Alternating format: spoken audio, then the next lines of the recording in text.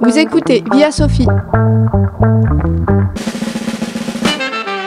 Aujourd'hui, c'est une émission spéciale consacrée à l'entrée au Panthéon de Missak et Mélinée Manouchian.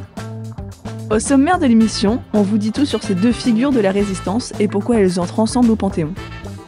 Allez, c'est parti, jingle!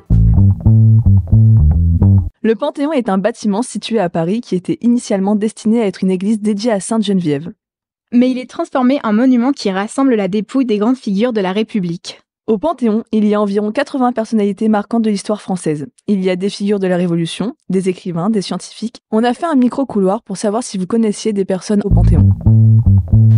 Est-ce que vous connaissez des personnalités au Panthéon ? Je sais pas. Y a rien qui me vient là maintenant. Jean Moulin. Sophie Berthelot. Y a Sophie Berthelot, Marie Curie, Simone Veil, Victor Hugo, Voltaire, il me semble. Ce lieu emblématique symbolise la reconnaissance de la nation envers des individus ayant contribué de manière exceptionnelle à la société et à la culture française. C'est le cas des deux personnalités entrées au Panthéon ce mercredi 21 février 2024. Mais qui étaient Missak et Mélinée Manouchian ? Missak Manouchian et Mélinée Manouchian étaient des figures importantes de la résistance française pendant la Seconde Guerre mondiale. Missak, d'origine arménienne, était le chef d'un groupe de résistants communistes composé principalement d'immigrés, groupe nommé l'Affiche Rouge. Pendant la Seconde Guerre mondiale, ce groupe a réalisé des assassinats de responsables nazis et des sabotages contre l'occupation allemande en France. Mais après avoir été arrêté par les Allemands, Missak Manouchian et 22 membres de son groupe sont exécutés le 21 février 1944.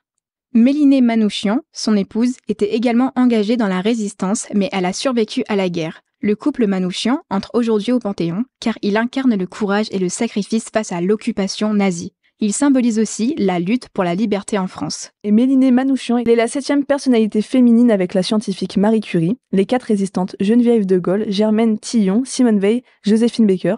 Elle rejoint également Sophie Berthelot, la femme du scientifique Marcellin Berthelot. Et oui, notre lycée porte le nom de la première femme à être entrée au Panthéon. Alors pour tout savoir sur Sophie Berthelot, restez à l'écoute de Via Sophie, car on prépare une émission spéciale consacrée au Panthéon et à Sophie Berthelot. On vous dit à bientôt pour une prochaine émission.